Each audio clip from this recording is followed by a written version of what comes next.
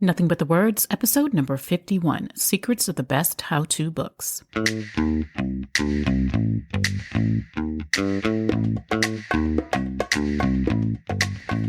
Welcome to Nothing But the Words, the podcast that gives you everything you need to know to write a phenomenal book. Now here's your host, your author coach, Candace L. Davis.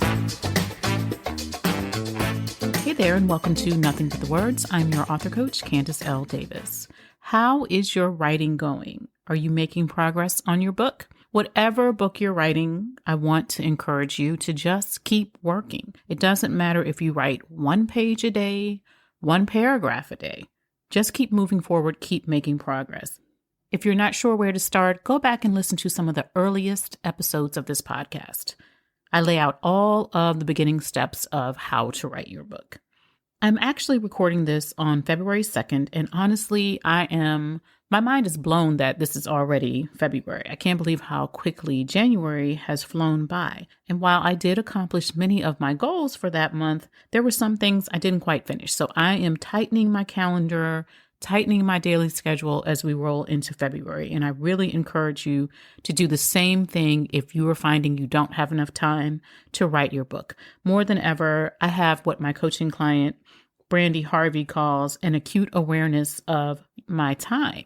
It's a concept that she learned from a well-known pastor, and it means exactly what it sounds like, to be very aware of the fact that the time that we have to accomplish whatever we want to accomplish in this life is limited. So I'm super aware of that these days, and I'm really tightening my schedule. And speaking of Brandy, if you haven't read her book, Breakthrough Sold Separately, I highly recommend it. If you are not hitting your goals the way that you want to, if you're not achieving what you want quickly enough, including writing your book, her book will give you the steps to help you stop spinning your wheels and really jump into the kind of life you want to live. The bottom line for me is don't let 2021 pass you by without doing the things you really want to do.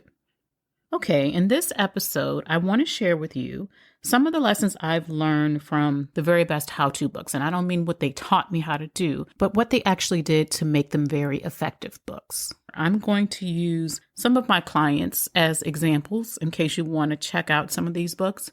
But other books do this incredibly well too.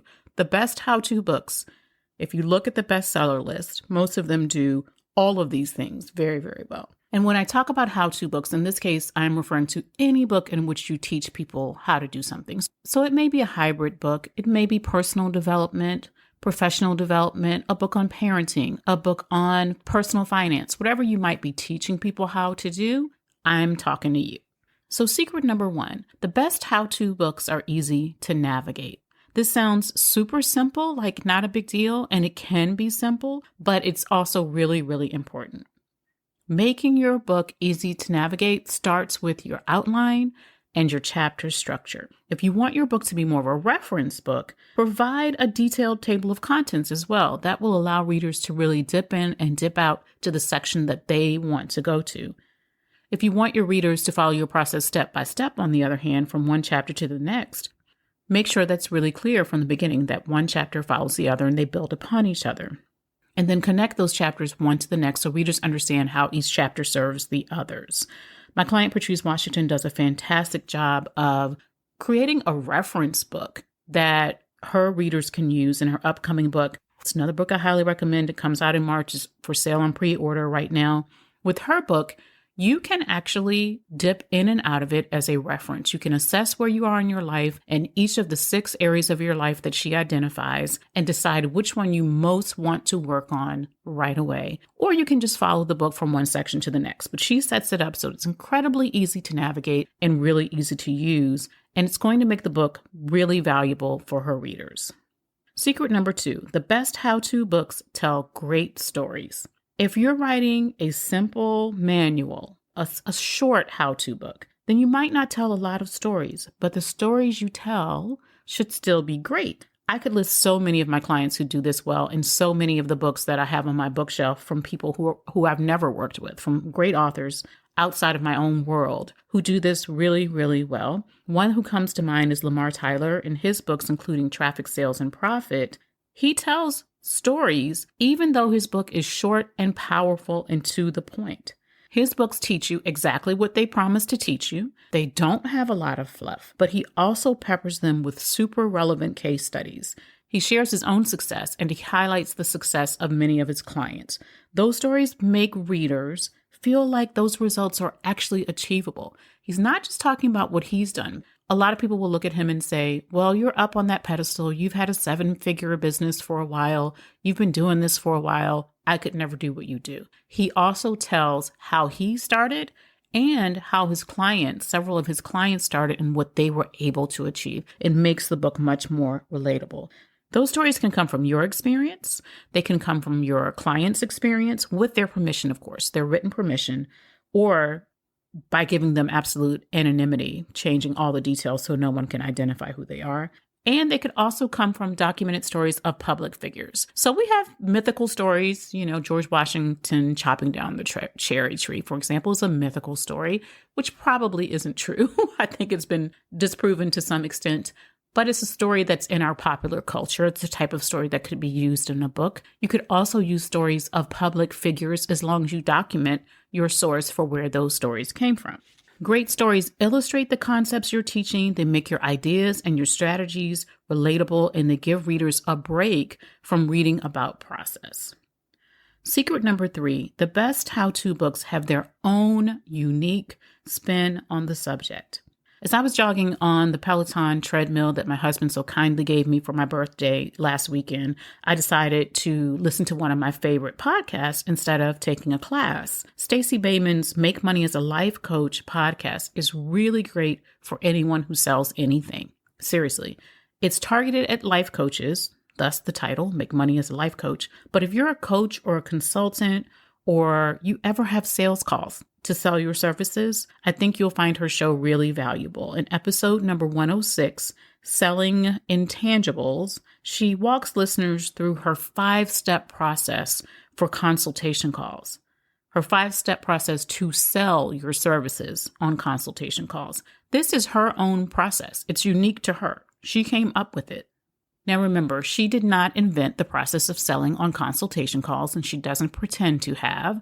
She didn't even invent all of these strategies. She gives credit to the different places where she was trained and learned how to do these things. But she put them together in a way, in a system, in a process that is unique to her. The best how-to books do exactly that. They share the author's system. In many cases, this system comes in the form of a formal framework or a model. For instance, in her book, Your Next Chapter, my coaching client, Angela Raspis, has illustrations of different models, including her self-worth trilogy. Those models are Angela's original work. No other expert can claim them, and she didn't have to go out and design them herself. She could hire a designer to do that. In her case, she hired a professional to create the design based on her ideas. You don't have to design it yourself. You just have to come up with the idea. These models not only make it easier for readers to process the information, they also give you as an author models and illustrations and graphics and frameworks that you can use when you're marketing your book. You can use when you're speaking from the stage. You can use when you're being interviewed on podcasts. You can use over and over and over and over. Secret number 4, the best how-to books give away the whole process. Now, all too often, authors will tell me they don't want to give away their whole process. They want people to work with them or take their course instead. In response to this, I usually ask them, how many times have you gotten all the results you want from reading a book? And how many times have you gone into a book with the best intentions of reading it and applying everything you learned, and then in the end implemented 50% or less of what was actually in there? The reality is, walking readers through your whole process demonstrates your expertise. It earns their trust. And yes, a small percentage of highly motivated, highly confident, and highly capable readers will implement the steps and get the results on their own. That's fantastic. You want them to do that. That's the promise of your book, right? If you follow my process, you can get these results. Those people will also be the biggest cheerleaders for your book, even if they don't follow every step. If they get results from following even a portion of your book, they will be your biggest cheerleaders. But here's the truth.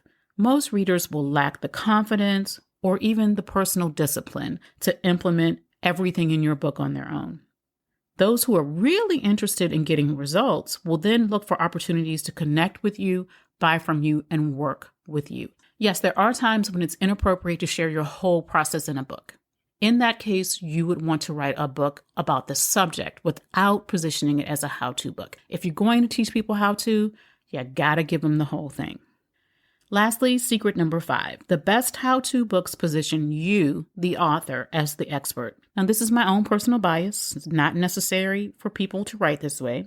There are strong how-to books out there that have fairly anonymous authors. Even though their name is on the front cover, you don't really think about them when you're reading the book. They teach what they're meant to teach. In that sense, they do get their job done. But even though the author's name is on there, the author doesn't really benefit a lot beyond that because no one thinks about that author. But when you're writing a how-to book or a hybrid how-to / something else that doesn't include you as the expert, you're really wasting an opportunity. The best, most effective how-to books teach readers how to do what they promise, but they also show readers why this author is the expert.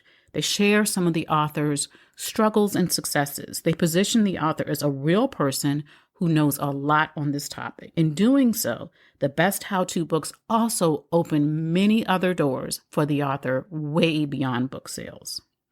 To recap, if you are teaching people how to do something in your book, make sure your book is easy to navigate, tell great stories, bring your own spin to the topic with your system, your models, your tools, or your framework. Give readers the whole process so they have a chance to get results, and position yourself as the expert by sharing some of your own story. That's all for this episode. If you enjoyed it, follow me on Instagram at Candace L. Davis for more writing tips and inspiration. Thanks for listening to Nothing But the Words. I'm your author coach, Candace L. Davis, and I'll see you next time.